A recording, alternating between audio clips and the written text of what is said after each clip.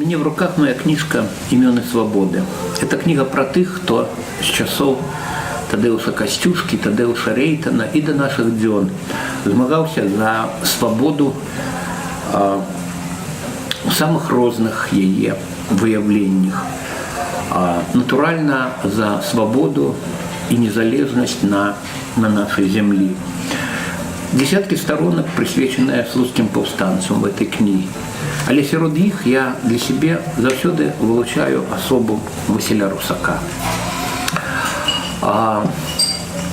Мне уявляется, что вот эти сторонки, присвеченные Русаку, у меня атрымаліся, может быть, у ліку найбольш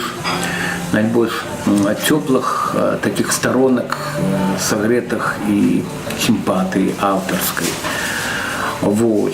У там короткім эссе про Васіля Русака можно прочитать, як улетку 1920 года от одной до другой слуцкой вёскі вандраваў театр Слуцкого культурно-осветного товариства «Папороть Кветка». И як выходил на сцену тады с поспехом артист Базыль Карусь, які до всего яшчэ і вёў рэю в этом у беларускім хоры гэтага таварыства. Под сцэнічным псевданімам хаваўся адзін з кіраўнікоў беларускай партыі сацыялістаў-рэвалюцыянераў Васіль Русак.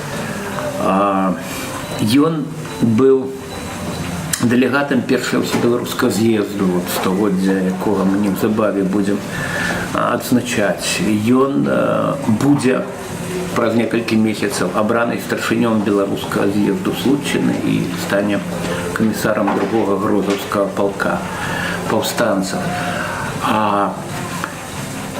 І Васіль Русак пасля слуцкага паўстання ствараў партызанскія аддзелы на захопленай палякамі Віленшчыне, таксама змагаючыся за незалежную Беларусь. Потым ён паехаў па рэкамендацыі прадстаўніцтва БНР у Коўні вучыцца ў пражскую вышэйшую тэхнічную школу. Там, у чэшскай сталіцы, ён таксама як бы не згубіўся, не растварыўся в этом студэнцкім моры. Вот. У гэтым шматмоўным, шматкультурным горадзе з рознымі палітычнымі арганізацыямі ён захаваў вернасць ідэалам БНР і узначаліў пражскі беларускі нацыянальны камітэт, фундаваў часопіс «Іскры Скарыны», выдаваў беларускія кнігі і сваім коштам рыхтаваў і пасылаў Лігу нацый мемарандумы ў абарону нацыянальных і сацыяльных правоў беларусаў.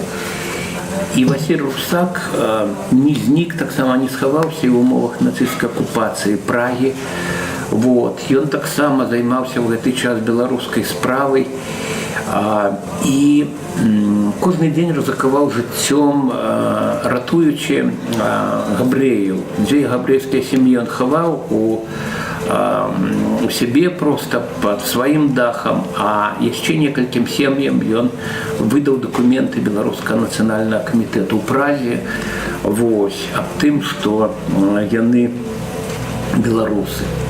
Безумоўна, калі прыйшлі советы, то такая дзейнасць Васіля Русака прывяла да яго арышту, да ваеннага трыбуналу, да прысуду 10 гадоў лагераў і недзе там, у ГУЛАГу, і абарвалася ў 1954 годзе жыццё гэтага вельмі блізкага мне героя слуцкага паўстання.